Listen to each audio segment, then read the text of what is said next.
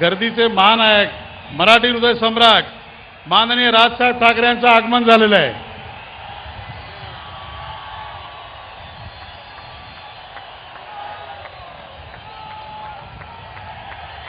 नेहमीच्या प्रथेप्रमाणे आज थोडा फाटा देण्यात आला आहे। महाराष्ट्राचं कर्ता कर्म क्रियापद छत्रपती शिवरायांना आपण आपल्या शब्दसुमनाने मानाचा मुजरा करतोय। डॉक्टर बाबासाहेब आंबेडकर, सावित्रीबाई फुले, प्रबोधनकारजी ठाकरे या महाराष्ट्राला आज या स्थितीला वैभवस्थ स्थितीत आणण्याकरता ज्या ज्या लोकांनी आपलं कष्ट आपला घाम दिला त्या सर्व हुतात्म्यांना, सर्व लोकांना आपण या ठिकाणी आदरांजली व्यक्त करतोय। आणि मी आपल्यामध्ये आणि राजसाहेबांच्या मध्ये न येता माननीय राजसाहेबांना विनंती करतोय की आज पोलीस आणि मीडिया यांच्या आत्मसन्मानाला जी ठेच पोहोचलेली आहे त्याचं उत्तर देण्याकरता महाराष्ट्राचे भाग्यविधाते मराठी हृदय सम्राट माननीय राजसाहेब ठाकरे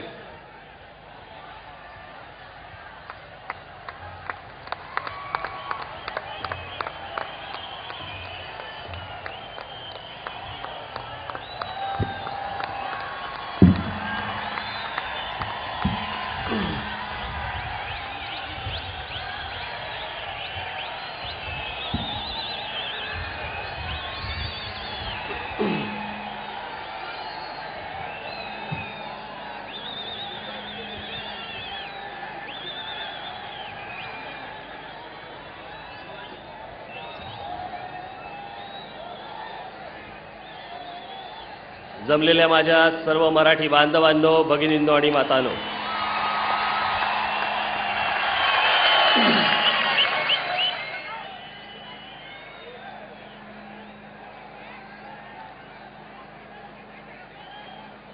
मगाशी मी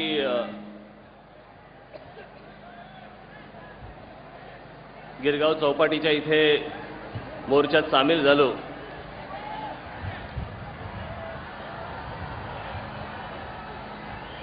पण इथून तिथपर्यंतचं अंतर मला कापायला 10 मिनिटं गेली। मी म्हटलं असं जर समजा चालायला लागलं तर मला असं वाटतं रात्रीच आपण आझाद मैदानवरती पोहोचू, म्हणून जरा थोडा पुढे आलो आणि पुढून मग चालायला सुरुवात केली।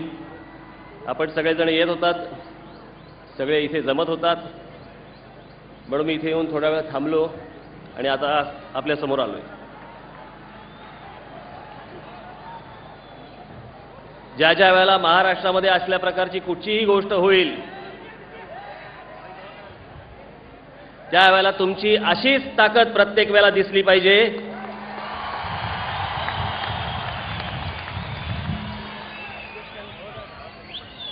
मग महाराष्ट्रातलं पोलीस खातं असेल, प्रसार माध्यम असतील किंवा अजून काही असेल, महाराष्ट्रातला मराठी माणूस असेल, याच्याकडे परत वाकडा डोळा करून बघायची कोणाची हिंमत होता कामा नये, एवढी ताकद प्रत्येक वेळेला दिसली पाहिजे।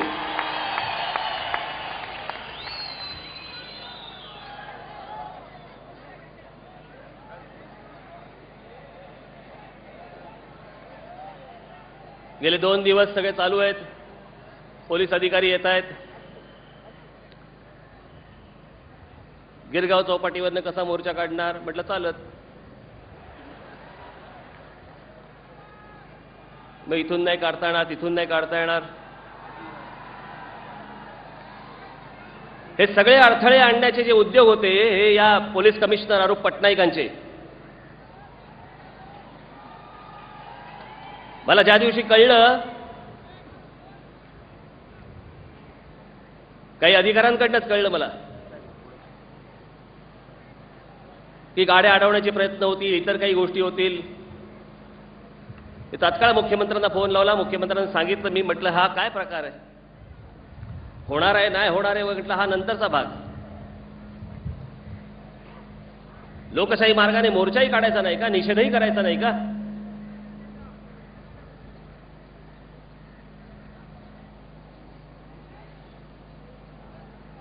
ही प्रत्येक ठिकाणी कसली अडवणूक?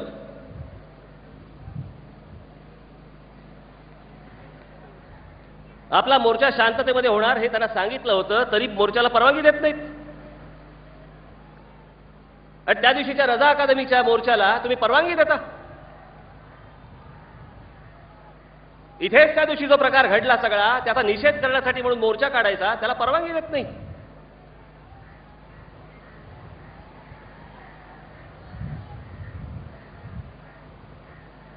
ते आमचे आर पाटील, कायदा सुव्यवस्था जो बिघडवेल त्याला आम्ही बघून घेऊ. अरे मग त्या दिवशी काय घातलं होतं, शेपूट?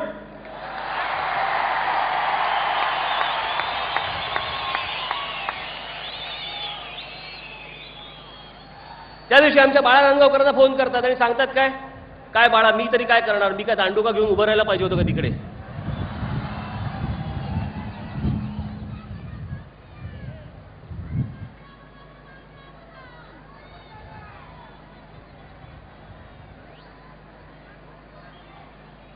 एक बाउंड्री लाईन असते, एक सीमारेषा असते. आम्ही कधी आजपर्यंत सीमारेषा ओलांडली नाही, कधी ओलांडणार पण नाही. पोलिसांवर हात नाही टाकायचा.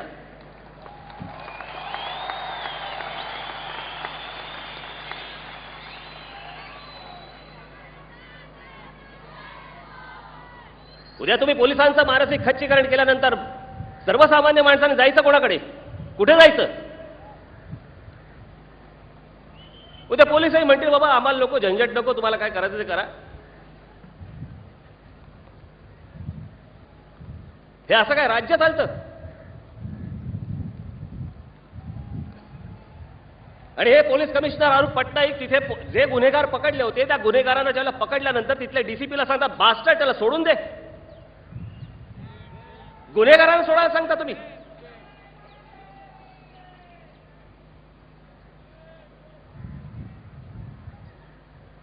आमच्या पोलीस भगिनींवरती जे अत्याचार झाले, या तिथेच आतमध्ये खेचून खेचून मारले त्यांना.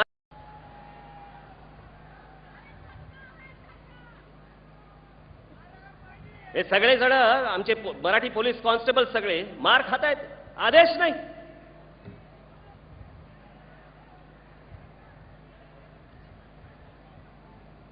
बरं, सगळं माहिती होतं अगोदर की ट्रेनमध्ये बसून भरभरून येत आहेत, त्यांच्याकडे सगळ्यांकडे चॉपर्स आहेत, रॉड्स आहेत, सगळ्या गोष्टी आहेत. इथे काय दगड असतात का? आले पडून दगड. हे सगळं, या सगळ्या गोष्टीची पूर्वकल्पना असताना देखील त्या गोष्टीकडे डोळेझाक करता तुम्ही. आणि माझा शांततेतल्या मोर्चाला तुम्ही परवानगी देत नाही. मी परवा दिवशी माझ्याकडे जे काही पोलीस अधिकारी आले, मी त्यांना तेच सांगितलं. मी म्हटलं त्या दिवशीचा 11 तारखेचा मोर्चा जो आला होता त्यांना काहीतरी टार्गेट तरी होतं की आम्हाला पोलिसांवरती हल्ला करायचा आहे, आम्हाला मीडियावरती हल्ला करायचा आहे. आम्हाला काय करायचं होतं?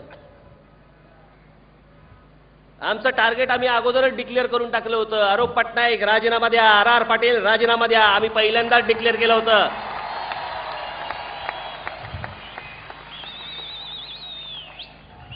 आम्ही काही इथे आज गाड्या फोडायला नाही आलोय किंवा जाळपोळ करायला नाही आलोय. करायची इच्छा पण नाही. आणि करू तर कोणाच्या करू? आमच्याच.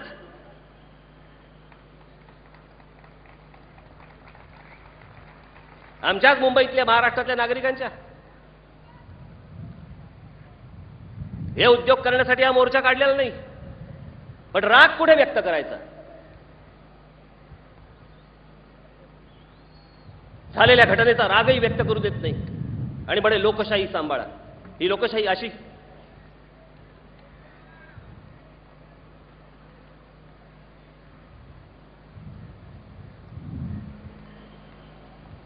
त्या रजा अकादमीच्या मोर्चाचा ट्रॅक रेकॉर्ड काढून बघा.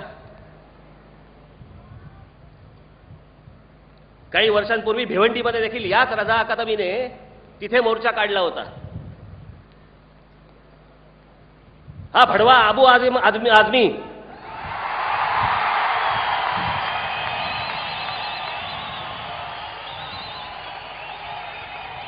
अरे तिकडे जाऊन भाषण दिलं, भडकाऊ भाषण दिलं. नोटिसा मला बजावता, भडकाऊ भाषण करू नका, भडकाऊ भाषण करू नका. तिकडे तो अबू आझमी जाऊन तिकडे भडकाऊ भाषण केलं. 2 कॉन्स्टेबल्सच्या डोक्यामध्ये त्यांनी दगड मारून ठेचून त्याची गुप्तांग कापून जळत्या बसमध्ये फेकून दिलं. ते रे चाललं तुम्हाला? आणि मला मोर्चाला परवानगी देत नाही तुम्ही.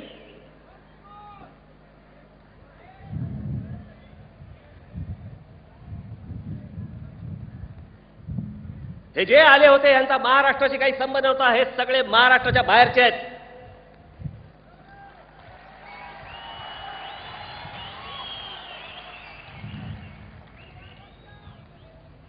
त्या दिवशीच्या सगळ्या घटना घडल्यानंतर हा पासपोर्ट सापडलाय बांगलादेशचा,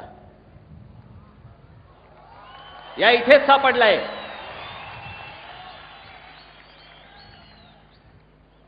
सिंगल एंट्री पासपोर्ट आहे, म्हणजे फक्त भारतात येण्यासाठी, जाण्यासाठी नाही, आणि जाताना येऊन फेकून दिलेत.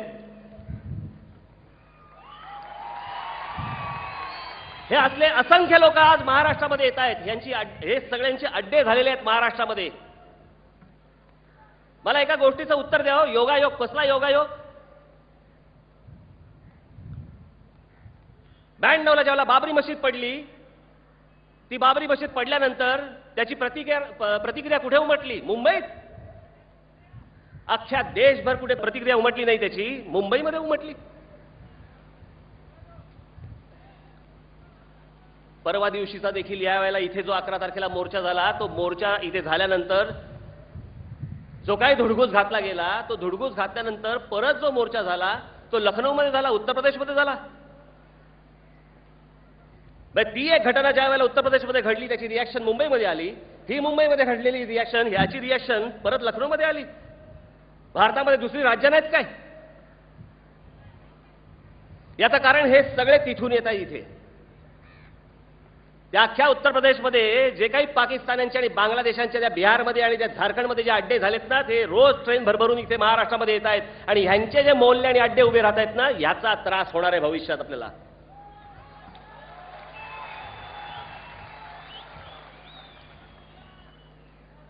नाही तर मला सांगा, तो अबू आझमी 2-2 मतदारसंघात महाराष्ट्रात निवडून येतो. 2-2 मतदारसंघात महाराष्ट्रातल्या कुठच्या राज्यकर्त्यांनी, कुठच्याही नेत्याने महाराष्ट्रात 2 मतदारसंघामध्ये निवडून यावं? हा 2 मतदारसंघांना निवडून येतो. याचं कारण ते सगळे जे मतदारसंघामधले जेवढे लोक आहेत, हे सगळे बाहेरून आलेले लोक आहेत, ते याला मतदान करतात. त्या दिवशी पोलीस फायरिंग इथे झालं, शेवटी करावं लागलं. ते करताना जो गेला त्याला अबू आझमीने 1.5 लाख रुपये दिले. मग आमच्या पोलिसांना का नाही दिले?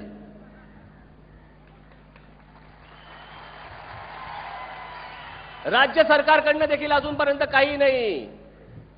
राज्य सरकारकडनं देखील अजूनपर्यंत कुठचीही घोषणा झाली नाही की बाबा जे जखमी झाले, ज्याला काही त्रास झालाय, त्यांना आम्ही काही कॉम्पेन्सेशन देतोय, काही पैसे देतोय. काही नाही, मार खा.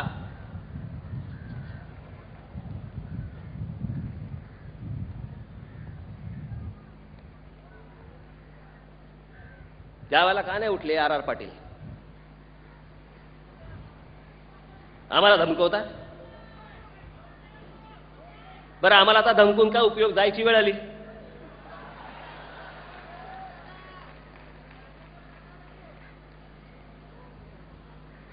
काही मागचा पुढचा विचार करायचा नाही, कसलाही काही गोष्ट करायची नाही. पोलिसांना मार खायला लावायचा. कोणी येतं आणि काही फरफटात घेऊन जातं आमच्या पोलिसांना आणि मारायला लागतं.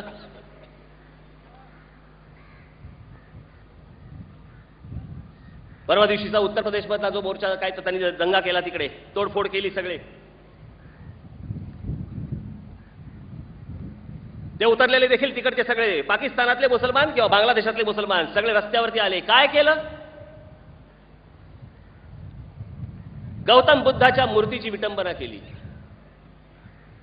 सगळ्यांनी पाहिलं, फोटो पाहिले, टेलिव्हिजनवर पाहिलं. कुठे गेल्या मायावती? कुठे गेला तो रामदास आठवले? कुठे गेले ते रासू गवई? कुठे गेले प्रकाश आंबेडकर? का तोंड बंद का ठेवली आता तुम्ही? चला, अंगात आल्यासारखं एकच घेऊन बसायचं, Indu mill, Indu mill, Indu mill, Indu mill. दुसरा काय धंदा नाही काय?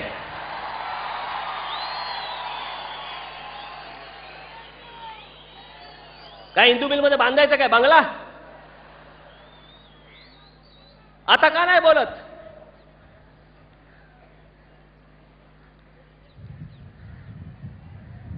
आता या गोष्टींबद्दल कोणी बोलणार नाही, सकार शब्द कळायला तयार नाही.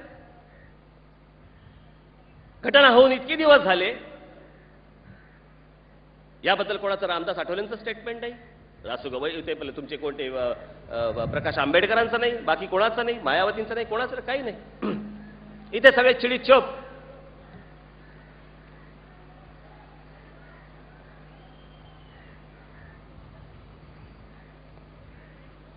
हे मुंबई पोलीस कमिशनर ते त्यांचे फेवरेट एक ढोबळे त्या दिवशी हॉकी स्टिक घेऊन कुठच्या तरी कुठच्या ज्यूस सेंटर बाहेर काय ज्यूस सेंटरमध्ये गेले कुठेतरी अमर ज्यूस सेंटर काय जागा आहे का हॉकी घेऊन जायची बायका पोरांना घेऊन गेलो समजू शकतो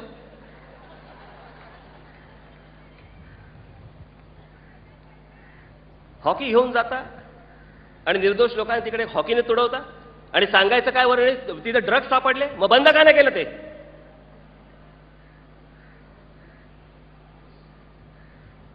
आणि हे मूर्ख तुमचे पोलीस कमिशनर तो आरूप पटनाईक काय सांगतायत हॉकी खेळायला गेले होते जाता जाता तिकडे गेले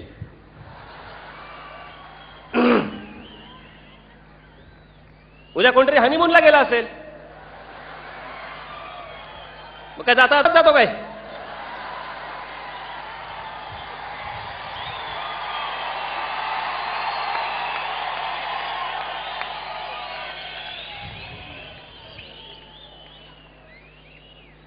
यांची पाठराखण करणार कारण हे यांचे फेवरेट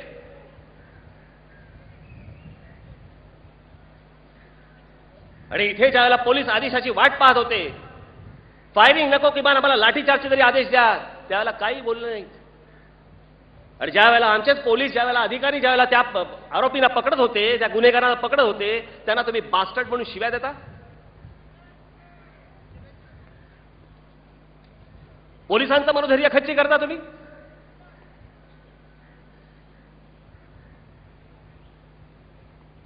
हे यापुढे महाराष्ट्रात चालणार नाही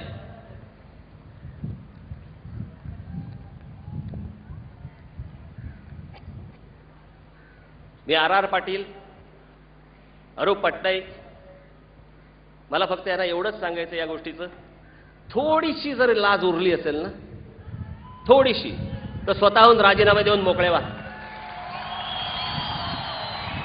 थोडीशी जरी लाज उरली असेल तर गेल्या 2 दिवसापासून काही वर्तमानपत्रांमध्ये सुरू झालं होतं राज ठाकरे यांची महाराष्ट्र नवनिर्माण सेना आता हिंदुत्वाकडे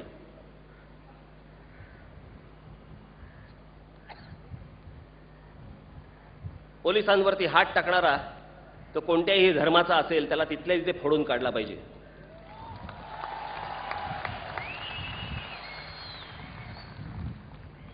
माझ्या आमदारावरती ज्यावेळेला फोडून काढायचे आदेश दिले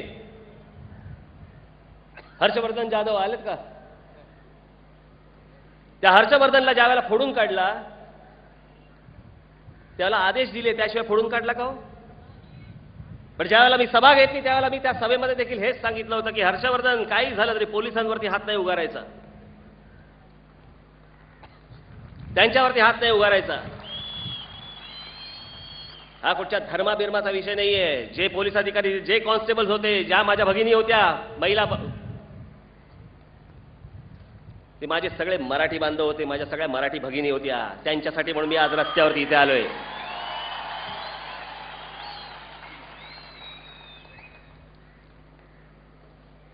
त्या दिवशीचा मोर्चा मुसलमानांनी काढला आणि त्यांचा निषेध मोर्चा म्हणून मी आज इथे काढला लगेच हिंदुत्वाकडे मला फक्त या राज ठाकरेला फक्त एकच धर्म समजतो आणि तो धर्म आहे महाराष्ट्र धर्म तो धर्म सोडून दुसरा धर्म समजत नाही मला त्या महाराष्ट्र धर्माच्या आडवं कोणी यायचं नाही याच्या वाट्याला कोणी जायचं नाही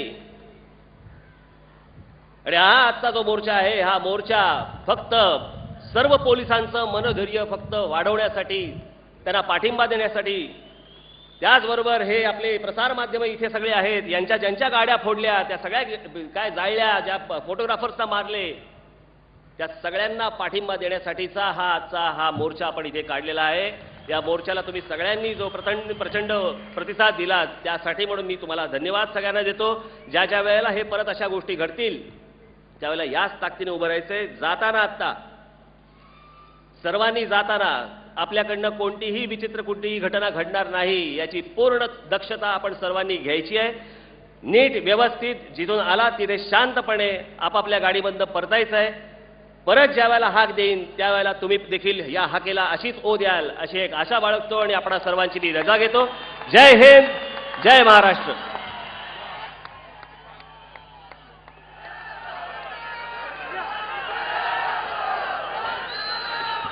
सामुदायिक राष्ट्रगीताकरता सर्वांनी उभं राहायचंय.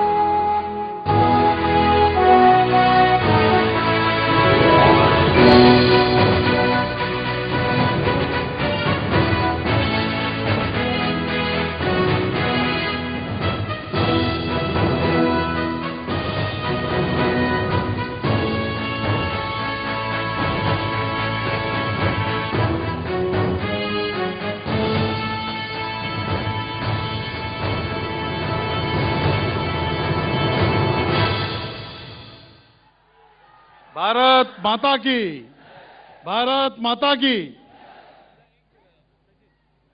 सर्वप्रथम आपल्या माता भगिनी जेवढे आले त्यांना पहिल्यांदा जाण्याची व्यवस्था सर्वांनी करून द्यावी आणि मग आपण सगळ्यांनी नीट शांतपणे घरी जावं. कुठचाही विचित्र प्रकार घडणार नाही याची पूर्णपणे दक्षता आपण सर्वांनी घ्यावी. धन्यवाद.